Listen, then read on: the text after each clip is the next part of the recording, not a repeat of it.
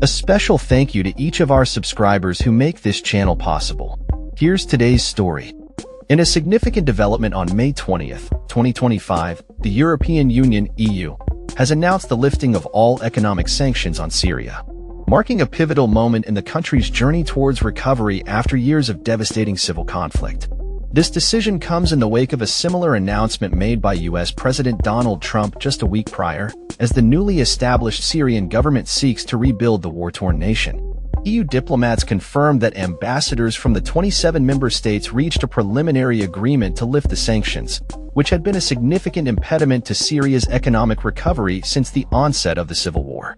The formal announcement is expected to be made during a meeting of foreign ministers in Brussels later today. For years, the sanctions imposed on Syria were a direct response to the brutal crackdown by former President Bashar al-Assad against opposition forces, which ultimately spiraled into a full-blown civil war.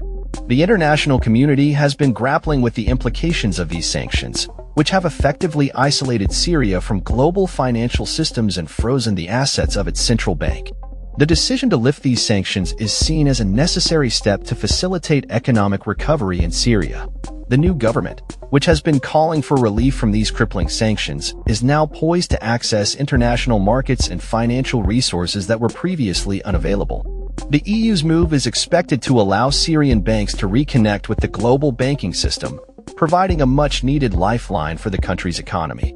However, while the EU is lifting broad economic sanctions, it is important to note that individual sanctions targeting specific individuals responsible for inciting ethnic tensions and violence will remain in place.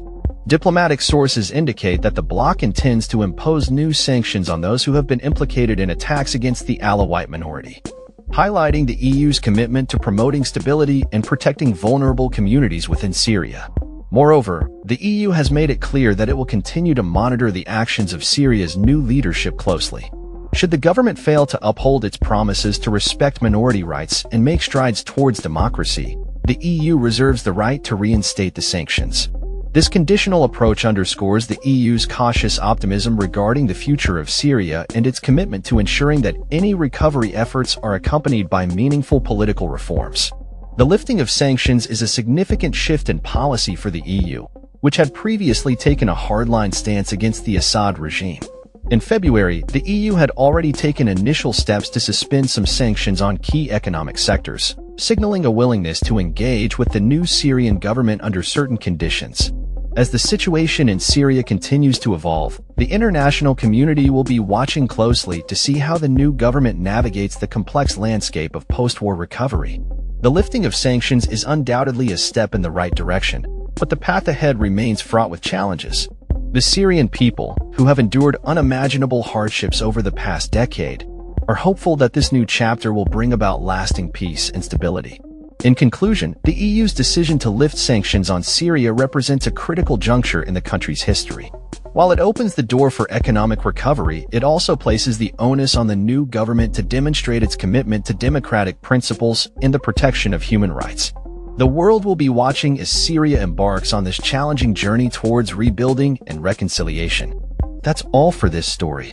We upload videos every day covering many different subjects, so hit that subscribe button to stay informed. Thanks for watching.